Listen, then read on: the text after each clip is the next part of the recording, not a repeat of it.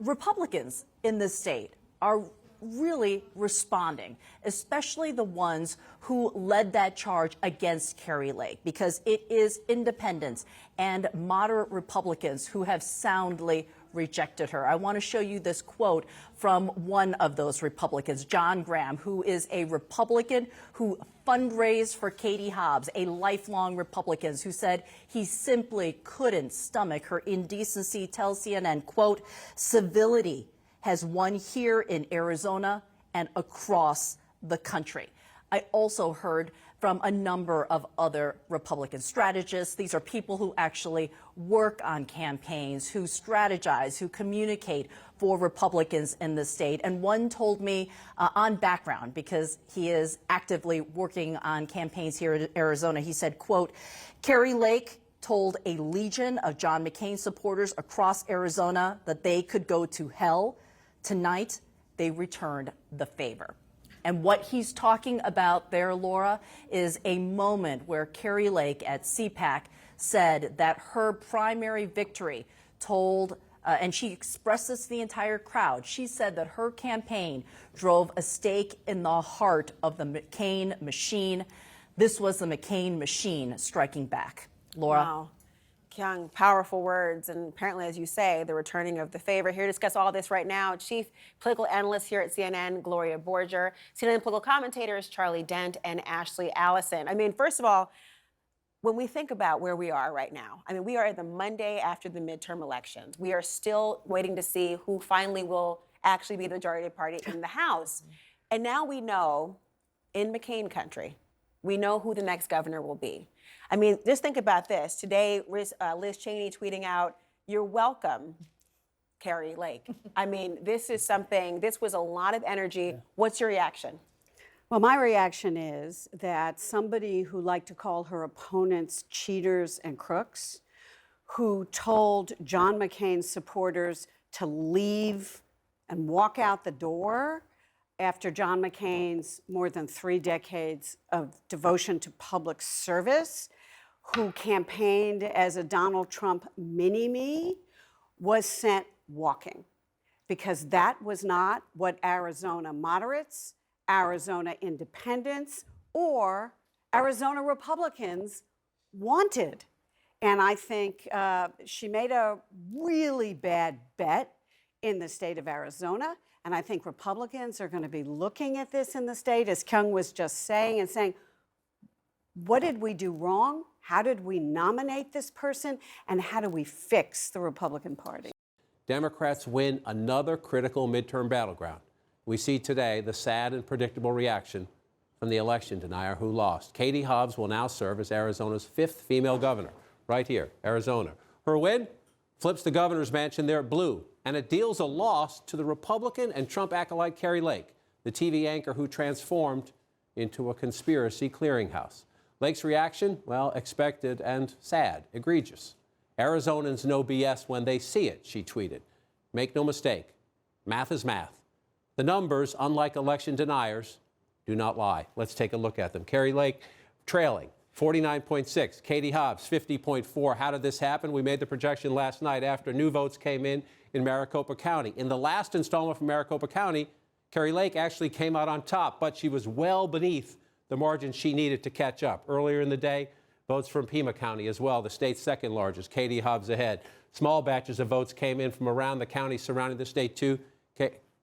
Katie Hobbs. Katie Hobbs will be the next governor of Arizona. Think about that. Katie Hobbs, the Secretary of State in 2020, who said, no, Donald Trump, you lost. Joe Biden won, will now be governor, defeating a woman who stood by Donald Trump to this day, saying Donald Trump carried Arizona in 2020. He did not. And think of this. Outside of battleground Arizona, look what Democrats did. Yes, that one is stinging. Democrats lost the Nevada governorship, but they win in Arizona.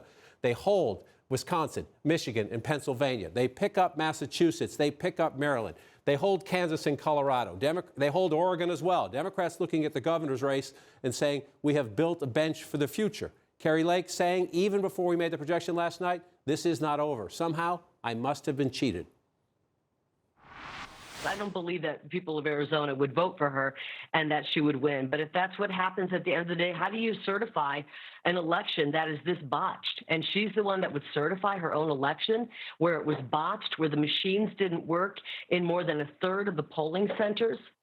I don't know how we remedy this, but the people of Arizona are furious. They're reaching out to us by the thousands saying, I don't think my vote even was counted. With me in studio to share their reporting and their insights, Jackie Kucinich of the Daily Beast, CNN's Jeremy Diamond, and Tia Mitchell of the Atlanta Journal-Constitution. We can put the tweet back up. Kari Lake says Arizonans know BS when they see it. No, Arizonans know math. Tough math, competitive race, very close race, just like the 2020 presidential race was. But Katie Hobbs is the next governor. The question is, Kari Lake has every right. Wait till the 100% of the vote is counted. Wait till it is certified as official. If you see something, you want to have a recount or a canvass, that is within the right of any candidate. But then what? Will she stick to this or will she move on? So what we've seen with other election deniers through the last couple days is they have conceded. It may have taken a couple days. It may have, been grudgingly, but there have been concessions because they all lost. The election deniers, the people that really closely affiliated themselves with Donald Trump's misinformation, lost across the board. But we'll have to see if eventually she concedes. She certainly doesn't look like she's headed there at this very minute. I mean, Doug Mastriano, who conceded, I think it was like the morning of his concession, he was still retweeting claims of election fraud for which there was no evidence. I think the big difference between the concessions of some of these candidates versus Donald Trump's continued election lies about the 2020 election is Trump had far more power, far more influence over the process than any of these candidates do. As much as Kari Lake would like to perhaps continue denying the results of the election, her ability to actually change those results or to try and influence it through some kind of January 6th moment is really limited. And the question is, does Kari Lake want to run again? And what does she think the best strategy is if she wants to have a future in politics? In the sense that we saw across the country, you're right, whether it's Mastriano in Pennsylvania, Don Baldock was the Republican candidate for Senate in New Hampshire. Got close at the end. Maggie Hassan beat him. She says today, the American people and Republicans should take note. Election denying doesn't work. I think the people of the United States of America resoundingly rejected election deniers. They know how dangerous it is. I think we need to focus on changing our campaign finance system, and I think we need to make sure that people know that election denial is not supported by voters. People know how dangerous it is. Voters seem to have agreed with that in most, not all, but in most cases, especially the big high-profile races for governor and for Secretary of State, the election deniers were denied. The question is, does Kari Lake get that message? Yeah, I think it's because so many of these election deniers, and being perceived as eroding democracy, did not help.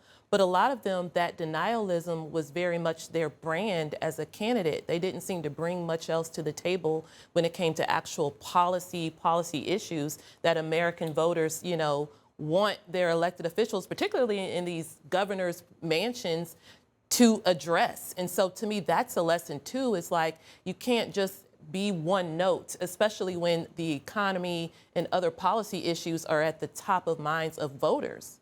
So the Democrats held the Senate race in Georgia to see next month to see whether they can get 51, which would be a majority on the committees, which would allow them to do a lot more. This, to me, is very significant when you look to the future. Look at these governor's races across the country. Katie Hobbs will be the next governor of Arizona. Jared Polis held on in Colorado. Gretchen Whitmer held on in Michigan. Josh Shapiro will be the new governor of Pennsylvania. Tony Evers held on in Wisconsin. We could add to that list the Democrat reelected in Kansas.